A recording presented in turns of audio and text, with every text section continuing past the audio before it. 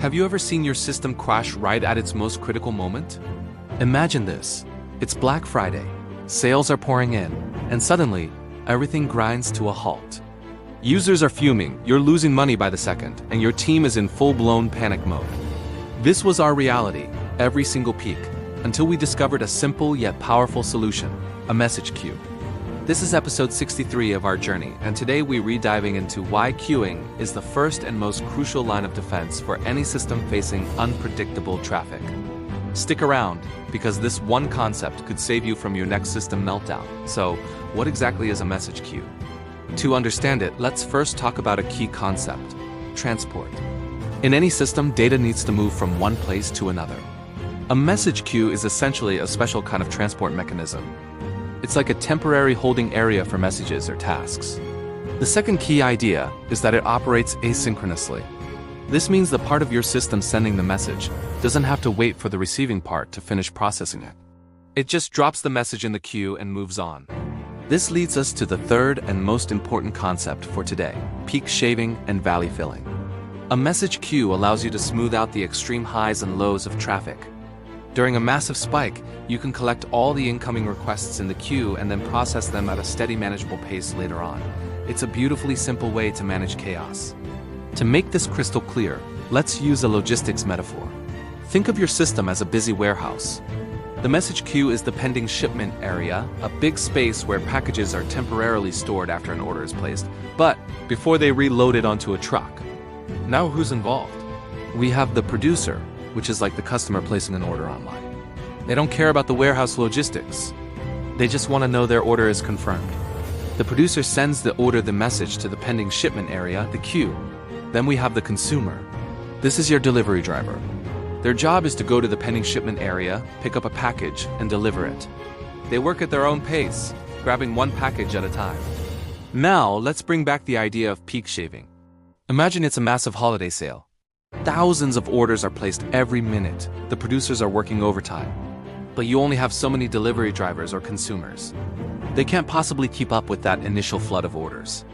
Without a queue, your system would be overwhelmed trying to process everything at once, and it would crash. But with a queue, all those incoming orders just pile up neatly in the pending shipment area. The delivery drivers can then work through that pile steadily, even after the initial rush has subsided. The peak demand is shaved off and distributed over time.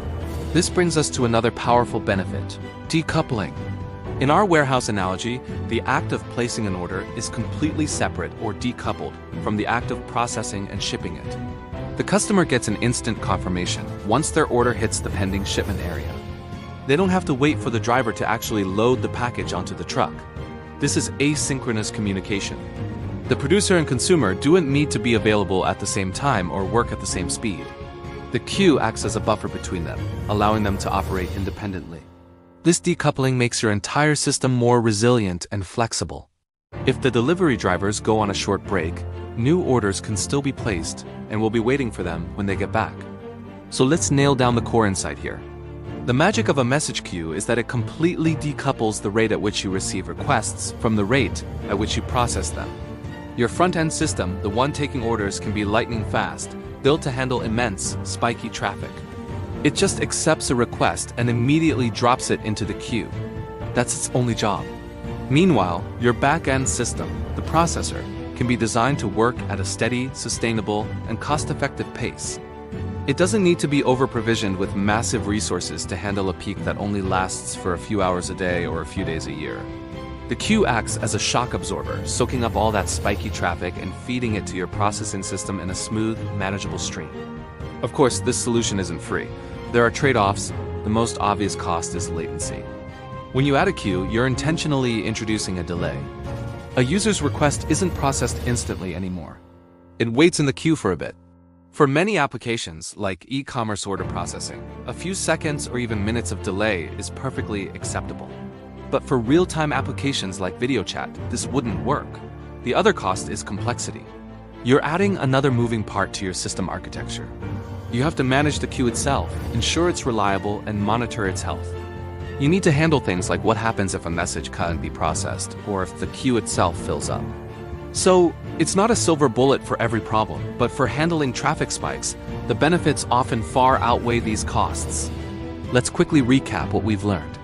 A message queue is a buffer that sits between different parts of your system. It allows the sender or producer to drop off a message without waiting for the receiver or consumer to process it. This is asynchronous communication. The primary benefit in our context is peak shaving. It absorbs sudden bursts of traffic, allowing your backend systems to process the load at a steady pace.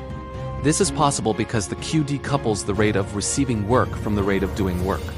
It's like having a dedicated waiting room for your system's tasks, preventing the main hall from becoming overcrowded and chaotic. The price you pay is a bit of added latency and operational complexity, but in return, you get a system that is vastly more stable and resilient under pressure. So, adding a queue saved our system from crashing during peak loads. It sounds like the perfect solution, right? Well, almost. We've solved the problem of the producer being overwhelmed. But this introduces a new potential point of failure. Let's go back to our warehouse analogy. The orders are piling up nicely in the pending shipment area. The delivery drivers, our consumers, are picking them up and making deliveries. But what happens if one of the delivery trucks breaks down mid-route?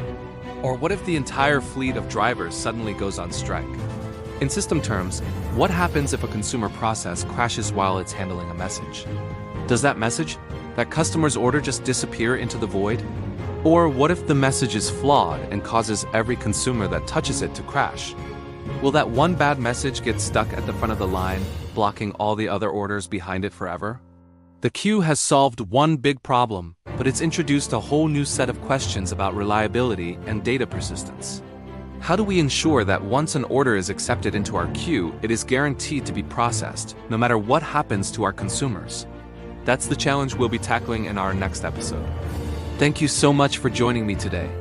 I hope this look at message queues has been helpful. If you've ever wrestled with system crashes during high traffic, maybe this gives you a new tool to think about. We'll explore how to make these queues fault-tolerant and persistent next time. If you found this useful, please hit that like button and consider subscribing so you don't miss it. See you in the next one.